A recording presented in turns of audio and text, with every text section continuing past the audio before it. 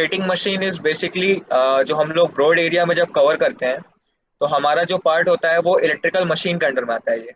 जब आप अपर सेमेस्टर्स में जाओगे, एज मैम ने बताया कि आप लोग इलेक्ट्रिकल से हो, क्योंकि कल मैंने जो सेशन लिया वो ईआई वालों का था। सो आज आप लोगों के लिए ये जो सेशन है ये काफ़ी ज़्यादा और इम्पोर्टेंट बन जाता है, बिकॉज आप लोगों का ये कोर सब्जेक्ट है। जो गेट के लिए एस्पिरेंट्स हैं, जो आगे के लिए सोच रहे हैं, उनके लिए तो सब मतलब ये रैंक रैंक डिसाइडिंग सब्जेक्ट होते हैं ये।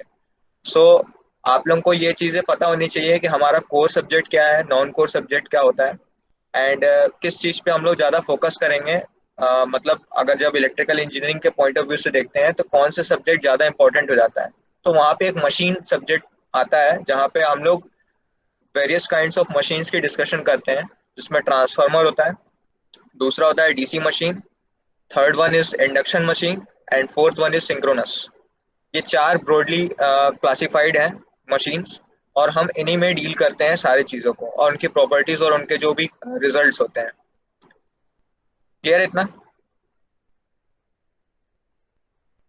Yes sir. Okay.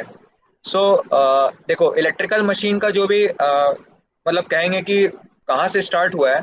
So as you can see, Christian Oersted, जो कि हम लोग 10th क्लास में सबसे पहला हम लोग ये नाम सुने थे, जो 1820 में इलेक्ट्रोमैग्नेटिज्म का वो मतलब डिस्कवरी किए थे। फिर आए माइकल फेराडे 1831 में, जो कि इलेक्ट्रोमैग्नेटिक इंडक्शन सबसे जो इम्पोर्टेंट की प्रिंसिपल था, जो कि डिस्कवरी भी कह सकते हैं, वो उन्होंने किया। देन आए Nikola Tesla, who is also called the father of modern electrical engineering. So Nikola Tesla का जो भी इन्वेंशंस थे वो काफ़ी ज़्यादा इम्पोर्टेंट इसलिए हो जाता है क्योंकि उन्होंने एसी का ही जनरेशन जो हो, हम लोग जो एसी सप्लाई हम लोग जो देखते हैं, जो हम लोग अभी जितना भी स्टडी करते हैं, वो उन्हीं के वजह से आया एक्शन में। सो उनका जो बड़ा पार्ट है कवरेज का, वो तो बहुत सारी चीज़ें थी, लेकिन उन्होंने एक आरएमएफ टर्म को पॉइंट किया था, रोटेटिंग मैग्नेटिक फील्ड। इस पॉइंट पे आऊंगा बाद में, लेकिन अभी इतना देख लो कि रोटेटिंग मैग्नेटिक फील्ड का उन्होंने कॉन्सेप्ट दिया था। फिर आइजैक न्यूटन, वो तो सबको ही जानते हैं, उन्होंने लॉज ऑफ मोशन दिए थे। तो ये लॉज ऑफ मोशन कैसे मशीन में हम इम्प्लीमेंट करते हैं ये भी मैं दिखाऊंगा। ठीक है।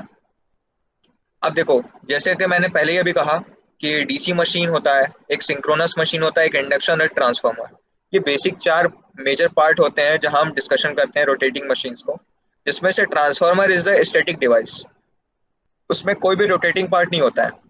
It is the static machine, जिसमें हम कोर को यूज़ करते हैं और उसका आउटर बॉडी होता है, और वो एक जगह पर्टिकुलरली स्टैटिक स्टेशनरी पोजीशन पे रहता है। वहां पे हम सप्लाई देते हैं प्राइमरी वाइंडिंग में, और सेकेंडरी से हम आउटपुट ले लेते हैं।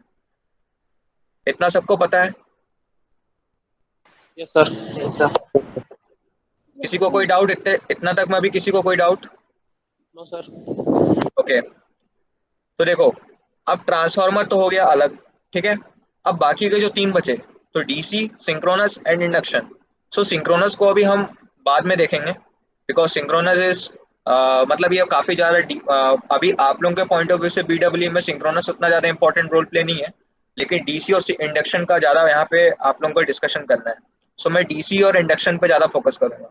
सिंक्रोनस को अभी बाद में रख लेते हैं, इसको अगर डाउट होगा तो मैं बाद में बता भी दूंगा। बेसिकली क्या है डीसी मशीन में, हम लोग जो भी अभी 12th से अभी आए हैं, वहाँ पे एक टर्म आप लोग देखे होंगे, एसी चैप्टर में होगा, एक अल्टरनेटिंग चैप्टर था 12th क्लास के एनसीईआरटी में, वहाँ पे एक डायनमो वर्ड आया था। इतना सबको पता है कि नहीं? डायनमो एक ये साइंटिफिक नेम होता है। Yes sir. सो बेसिकली वहाँ पे आप लोग जब देखते हो तो वहाँ पे एक सिंपल हम लोग को Fleming's left hand and right hand rule होता है, ठीक है, जिसमें एक मोटर, उसको हम लोग इस तरीके से भी देखते हैं कि वो एक मोटरिंग एक्शन के लिए यूज होता है और एक जनरेटिंग एक्शन के लिए यूज होता है, दोनों मतलब जो भी फ्लेमिंग्स रूल है। लेकिन मैं जो भी डिस्कशन करता हूँ, जो मैंने जैसे भी पढ़ा है, मैं पाम रूल यूज करता हूँ, राइट हैंड पाम रूल। ये मिरर इमेज हो के वहाँ पे कुछ और दिख रहा होगा, लेकिन मतलब राइट हैंड अपना अपना देख लो, और उसमें पाम रूल होता है।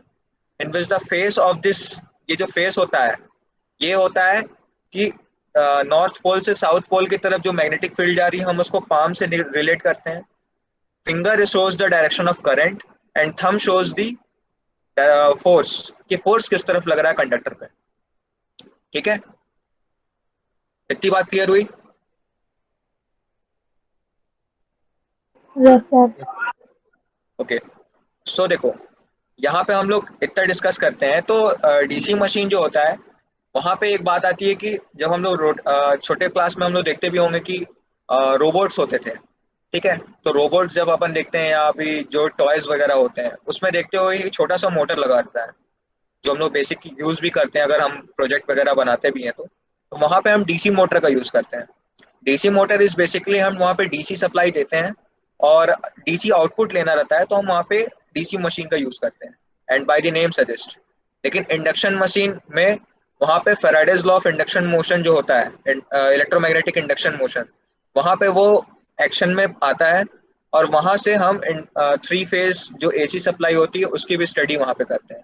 सो ये बेसिक बेसिक जो मैं अभी बताना चाह रहा हूँ, ये क्लासिफिकेशन है, अभी मैंने मशीन कुछ स्टार्ट नहीं की है। ठीक है, इतनी बात क्लियर हुई सबको? Yes sir. Yes sir. Okay. So अब सेकंड पेज पे आते हैं। यहाँ पे आप देख सकते हो कि मैंने यहाँ पे दो वर्ड लिखे हैं, इलेक्ट्रो और मैकेनिकल। ठीक है, अब मशीन जो होता है, मशीन दो तरीके का काम करता है, या तो इलेक्ट्रिकल को मैकेनिकल में कन्वर्ट करेगा, या तो मैकेनिकल को इलेक्ट्रिकल में कन्वर्ट करता है। ठीक है, दो ही प्रिंसिपल हो सकते हैं। अब बाकी हम यूज नहीं कर रहे हैं, जैसे सोलर को भी कर सकता है, या हम लोग मशीन की बात कर रहे हैं। So basic coming to the practical application, हम इलेक्ट्रिकल एंड मैकेनिकल में ही बात करते हैं। एंड वहाँ पे एक वर्ड भी आता है, इलेक्ट्रो मैकेनिकल एनर्जी कन्वर्जन। ये दो वर्ड होते हैं। ये जब मशीन हम स्टार्ट करोगे, जब आप 6 सेम में आओगे, तो वहाँ पे ये सबसे पहला चैप्टर होता है, बेसिक 3 पेज का चैप्टर होता है, किसी भी बुक में भी देखोगे तो वहाँ पे ये स्पेशली मेंशन रहता है, electro mechanical energy conversion. Devices भी होता है या ऐसे लिखा रहता है। सो ये करता क्या है, उसका प्रिंसिपल क्या होता है मशीन का, ये वहाँ पे एक्सप्लेन किया जाता है। So basically machine is a device which converts electrical energy into the mechanical, और mechanical to electrical, vice versa. ठीक है, रिवर्सिबल नेचर का होता है। लेकिन जो मोटर होता है वो इलेक्ट्रिकल को मैकेनिकल में कन्वर्ट करता है, एंड जो जनरेटर होता है वो मैकेनिकल टू इलेक्ट्रिकल में कन्वर्ट करता है। ये पॉइंट आप नोट कर लो।